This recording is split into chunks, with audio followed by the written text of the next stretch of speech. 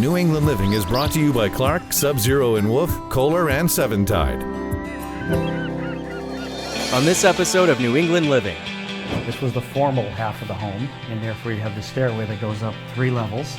So you've been to Beth and Ed's home? Yes, she wanted to buy some work, and I guess I must have taken a bunch of work over, and then she selected what she wanted. And I saw this painting, and something about it I just loved, but I was afraid to commit to bring it into my house that was so neutral. What, you want to make a mess over here, too? Yeah. I want to be of some service to you. You are. I'll let you flower this. We get to go over to Ed's house by boat. What a setting for a party. I'm exhausted going up these steps. How about you, Parker? Welcome to New England Living. I'm Parker Kelly. And I am passionate about art, architecture, and design. I also love to travel, meet new people, and I'm definitely a foodie.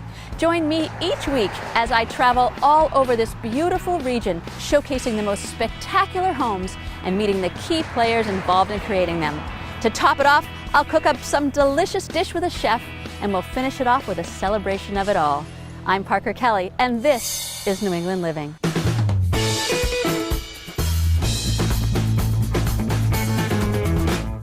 Today I'm on my way to Hingham, Massachusetts, a coastal community with a population of about 23,000. Hingham is located 14 miles southeast of downtown Boston, in a region locally known as the South Shore.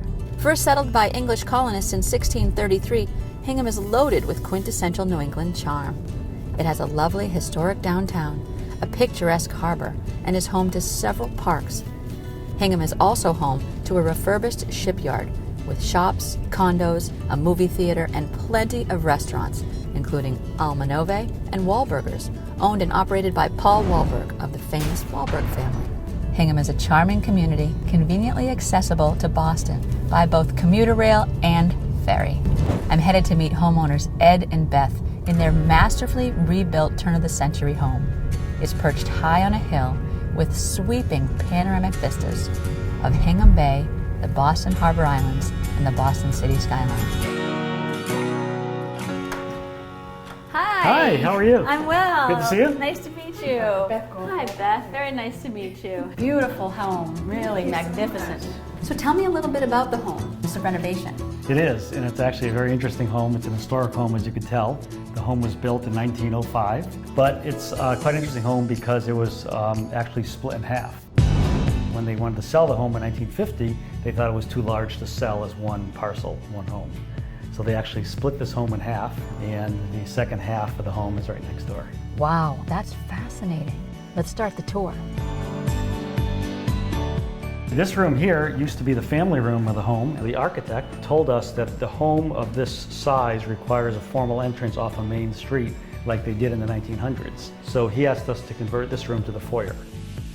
Now, was that part of your philosophy when you bought this home, that you wanted to keep some of the period details or keep it feeling like turn of the century? That was, but I think if you come on in here, it actually started with the philosophy of we walk into this home and you can see the views, which is really what was our main interest when you come in here, and you can see the expansive view of Hingham Harbor.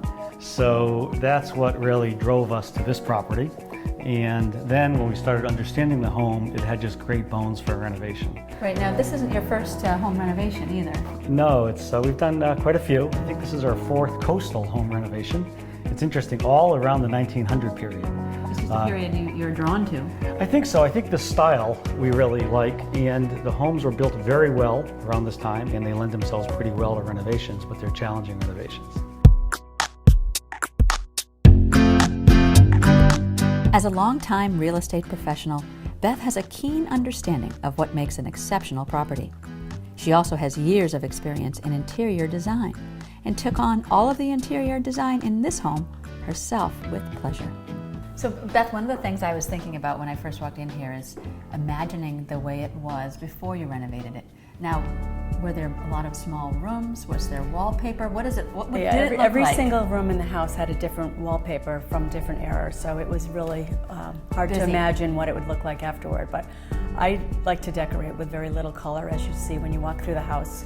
But the floor plan really didn't work very well at all either. They had moved the kitchen over into the newer part of the house that was built, I guess, in the 70s. but I sort of felt like they weren't maximizing the use of the space or the views. So I think we did a pretty good job as far as keeping it wide open, and the flow works really well for the family. It really does. There are a lot of openings, and it does feel like the rooms are all connected.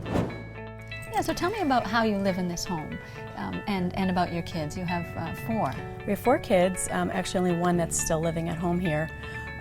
It's been a great house for us because it's really conducive to entertaining large groups, so when they're home for the holidays or obviously home for the summer because we're on the water, it's just a great draw, and it's a great open floor plan that really works for us. Yeah. What do you think is like the one thing, if you could give other homeowners or just people who like design, one tip? I don't know. I think things really should be streamlined and easy on the eye. I mean, you like to come home to something that gives you peace, and I think that's really important. And kind of just getting rid of the chaos in life, removing clutter and just keeping things simple.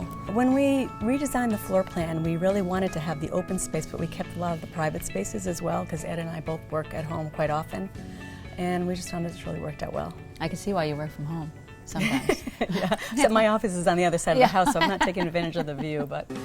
Well, that's smart, actually. Coming up, That was one of the other challenges too. So the grade coming from the house all the way down to the water. We were trying to fit 2 flattest things you can possibly put in a landscape, and one is a pool, the other was a large terrace. What are you going to do? I'm gonna watch. So we're just prepping these garden tomatoes for the appetizer. We have our homemade lobster raviolis Homemade? from scratch that Parker helped me with. Looking to create more space and dimension in your bathroom? Add mirrors. A decorative mirror will help make the most out of natural light and helps make the room feel larger. This tip is brought to you by Kohler, Signature Store by Supply New England. With 8 generations of exquisite craftsmanship, Kumar brings a whole new meaning to passion and precision. Their treasures come from remote corners of the earth, traveling across many oceans. The Kubi family brings to the United States the largest selection of exotic stones. Kumar, when only the finest will do. Shoreline Pools has become Cape Cod's largest builder. They're a team of dedicated and creative professionals that build pools where memories are made and good times are shared with friends and family. They specialize in 3D design, so you can see what pool will fit the best for your home. Shoreline Pools doesn't just build pools, they build dreams.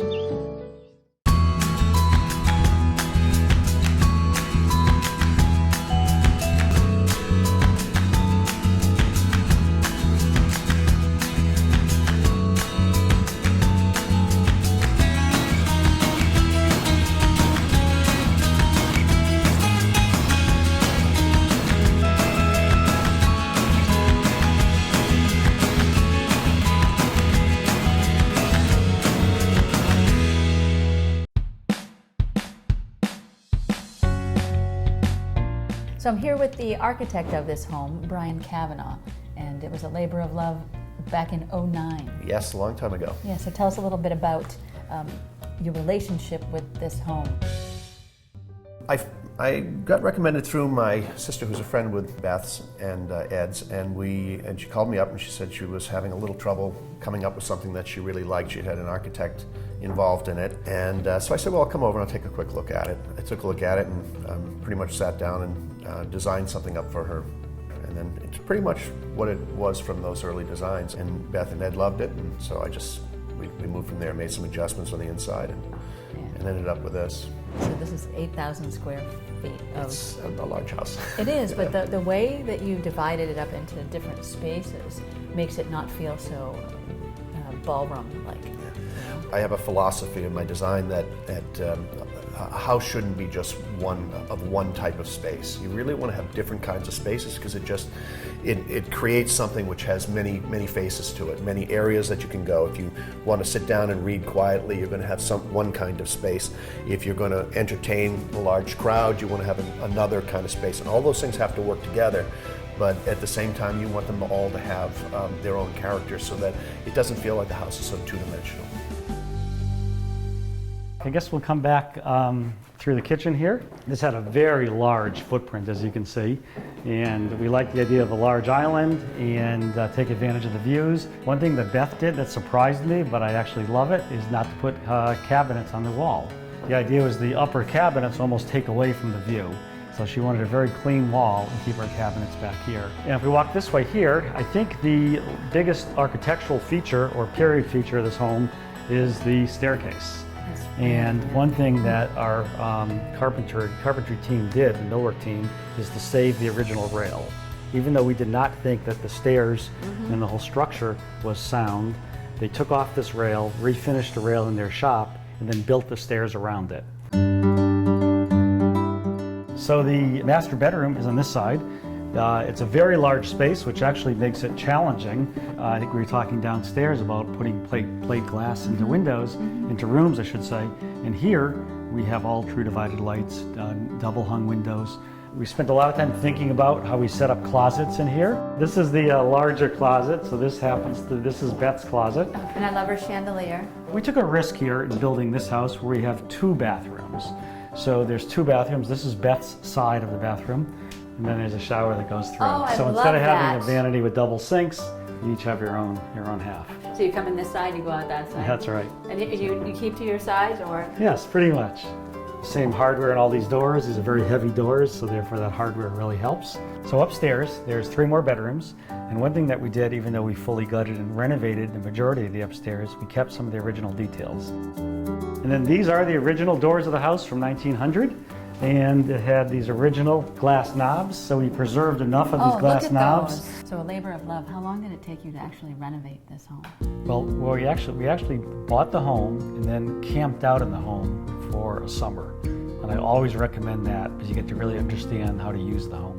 But we are just fanatic about planning and detailed scheduling, so it was done fairly quick for the size of the home. It's got so many neat nooks and Thank you. just the woodwork is beautiful, the windows are beautiful, the dramatic scenes everywhere you go, beautiful artwork. I love the artwork that you've chosen. That I can't talk about. That we should ask Beth.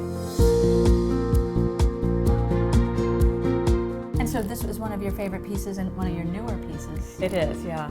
I like to have this piece here in the summer because I like to have the real neutral palette in the spring and summer months.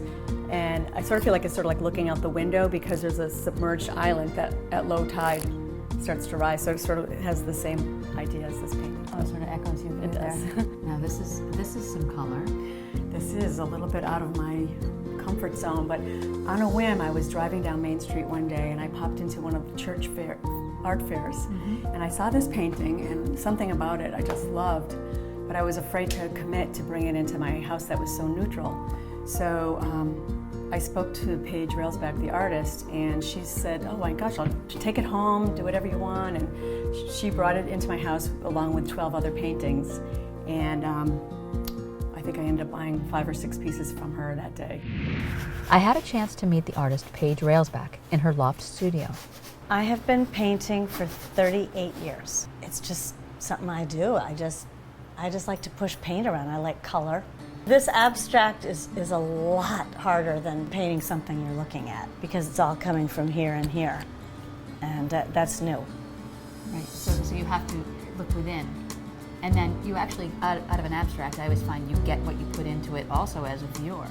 Yeah, you're really sharing a piece of yourself and you're hoping to connect on a soul level with the viewer. That's really what it's about for me. And I try and stay in the present and have a beginner's mind every day and with every painting. I don't have a plan. I mean, I'll take a canvas and put it up and I have no idea what I'm gonna paint. I just start putting paint on it and I mean, these abstracts take me 6 months. People that have my paintings have to have not too cluttered a room because that takes up a lot of energy. What would you like the audience to know when we're talking about you as an artist? Well, I guess it would be something about the heart because I used to call, I think I still do call my workshops painting from the heart, and I hope that when someone sees my work or is near my work that they have some kind of softening and opening of the heart. Just beautiful. Coming up.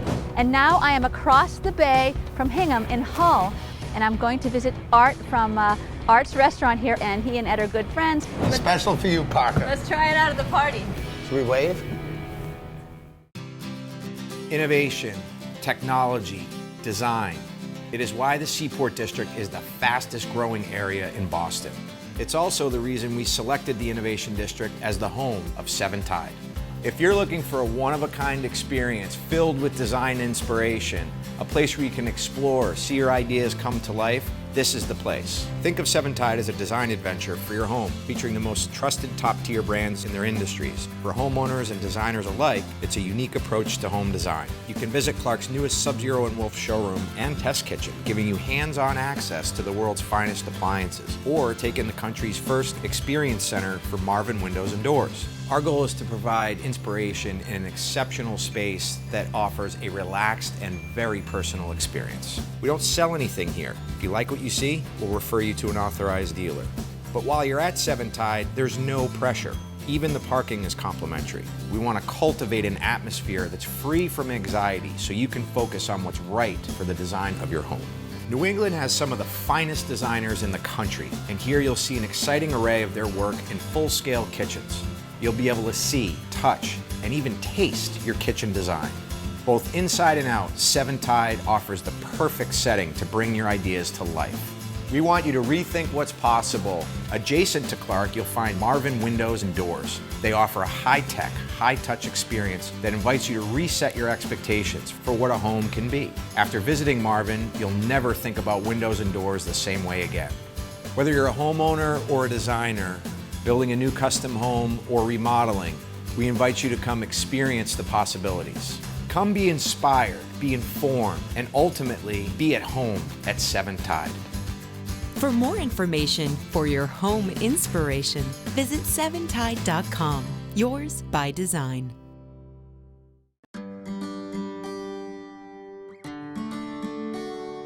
So I'm with Beth Sullivan. She was the one responsible for the beautiful tile work in the house. And I'd love to talk to you about the tile work, especially at the backsplash behind us. Sure. Because that's an impressive wall.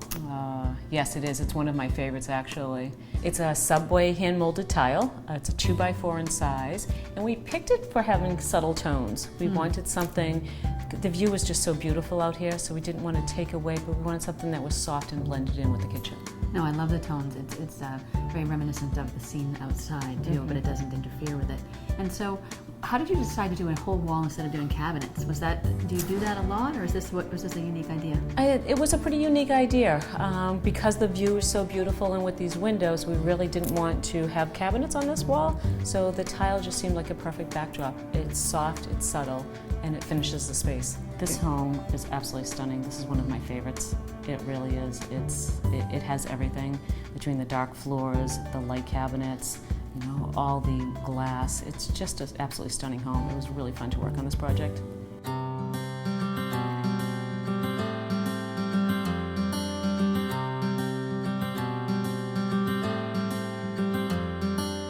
I'm excited that Sean Papich was able to stop by. He is the landscape architect right here in Hingham. And you did a beautiful job on this property. Tell us about the property, the challenges, and then some of the better parts of working with this kind of a challenge. I guess the biggest challenges are environmental, really. So you're dealing with a coastal environment where you have a substantial amount of wind, and that's probably the biggest thing. We do have some challenges in grade, the way the house was set, and the different use areas, but primarily it's the wind and the different microclimates you get, and you really get 3 microclimates on the property. So 3 distinct sections? Very much so. The first one we think of as the main entry, and that one wants to be a little bit more formal. You might use plant material like boxwood, hydrangea, rhododendron. The next piece is this informal entry you see here. And that's really the intent, is that it's a secondary entry, even though it looks very nice. Yes, it does. It's still a secondary entry for the house. And so that was wanting to be a little bit less formal than the face that is on Bel Air. Setting 3 is considered to be more coastal? A little more coastal. It's definitely more coastal. It's definitely less protected. And so we almost consider it to be something we call New American Garden. What that really is almost a little bit looser. Yes, there's some structure, but back there we're using a lot of ornamental grasses, some very hardy shrubs and perennials. Those might work really well with the wind, just the way they blow and undulate. That sounds really lovely. So that was another part of dimension. Your plan. Yeah, it's another dimension. Elegant. Yeah, the hydrangea really was meant to be still give enough evergreen.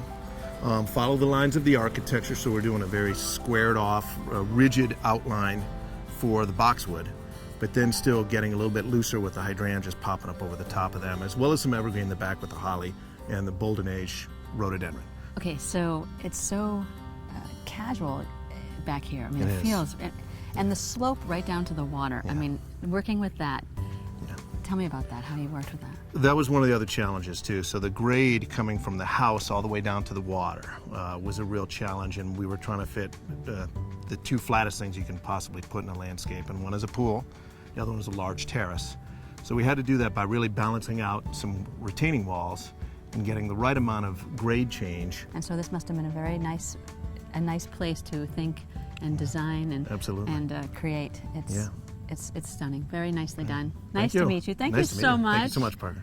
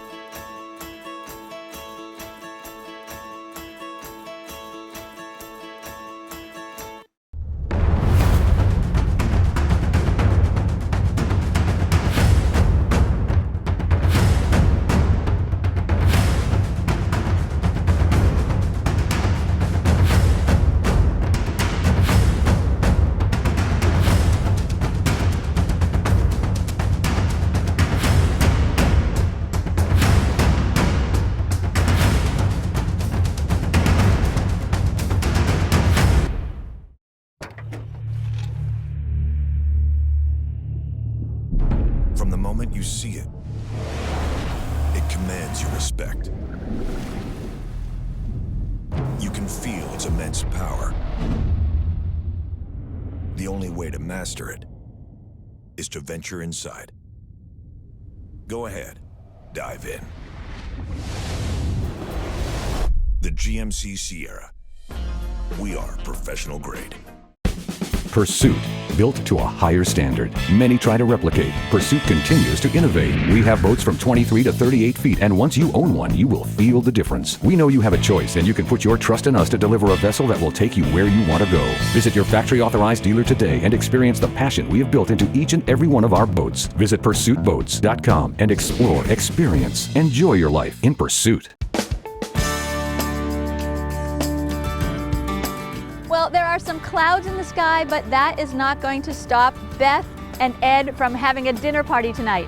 And now I am across the bay from Hingham in Hull on Sunset Bay Marina, and I'm going to visit Art from Art's restaurant here, Art D'Alessandro. He's been a chef for 30 years, and he and Ed are good friends. Artie, I'm gonna go up there and make some lobster ravioli with him, and then we're gonna head over to Ed's and start cooking for the party. So we'll do a little prep here, and then we'll head over to Ed's house. Yeah, I tried to make it a little easy. I made the filling, the mousse, the lobster mousse ahead.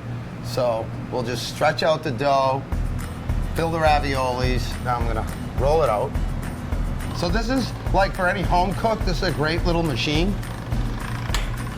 And this is kneading, actually kneading the dough. All right, Parker. Look at that.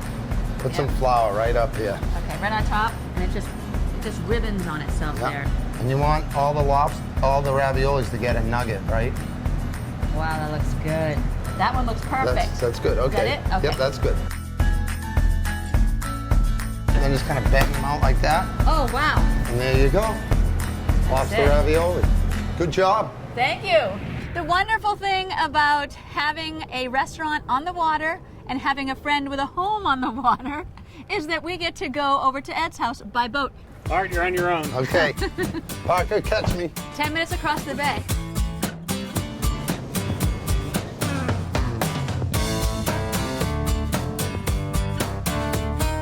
This is what's called arriving in style. Best to be getting the last preparations. I'm exhausted going up these steps. How about you, Parker? So what are you doing? What are you doing, Artie? So we're gonna experiment with a new appetizer with a seared scallop, fresh mozzarella. I'm gonna roll the scallop in some porcini dust and finish it with some balsamic syrup that I made. I just love that little pop of yellow on the side. This is our little invention. Okay, How are we doing so here? we're gonna do that zucchini appetizer that you prepped so wonderfully. Okay. This is just gonna be a quick saute on high heat. Cook You're up. dangerous with that. Almonds, nice and crunchy. All right, Parker, we're gonna have to get the Romano cheese ready for the zucchini appetizer. All right. Lay the cheese right on top. All right. Single Liz. Okay, so Liz, right to the wolf broiler. Thank you, Liz. Zucchini, olive oil, toasted almonds, and Romano cheese. Simple. And the guests are here. They're starting to have their Finally, wine. Parker. I know. It's time for bed. Let's get this out to them, and then let's get to finishing our cooking. So we have some No. soppressata, some Serengola olives, some Reggiano Parmesan, some homemade roasted peppers, and homemade mushrooms. Enjoy, guys. Nibble at that. So this is the lobster sauce for our lobster ravioli that we prepped up at the restaurant. And this takes a while to make. It does. You take the bodies and I simmer them in a nice tomatoes, and it takes a couple hours to absorb that flavor, infuse the lobster flavor in the tomatoes. We're gonna warm that up. Next, we're gonna do Florentine steaks. Okay, so what does that mean? Okay, so in Italy, and Florence especially, they're known for their Florentine steaks, which is a really thick cut, and they cook it really, really rare, and they use hot coals. But we're gonna use the Wolf grill.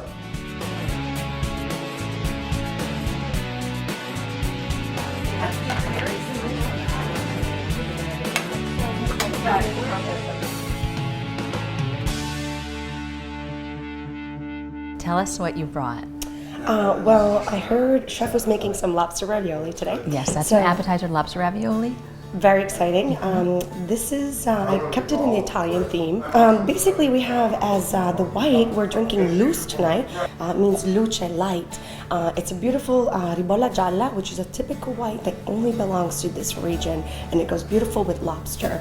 And instead for red, we have Philip here tonight, very different character on the bottle, but he actually is from Tuscany, and that's why he'll be great with the steak. With the Tuscan Florentine. Yes. Oh, that sounds beautiful. We have homemade lobster raviolis Homemade. from scratch that Parker helped me with.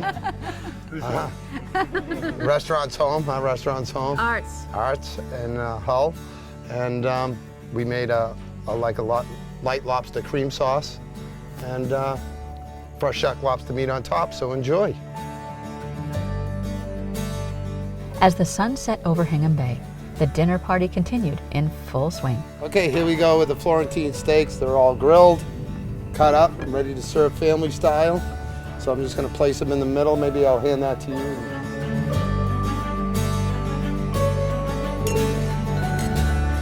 Barb, Brad, Lisa, Hal, of course, our homeowners, Ed and Beth, Michael, Melissa, Artie, our incredible chef, Liz, his incredible sous chef and wife.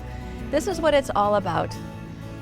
Beautiful, spectacular setting, incredible, exceptional food. And good friends and family. That's New England living in Hingham. Until next week, I'm Parker Kelly. Cheers. Cheers.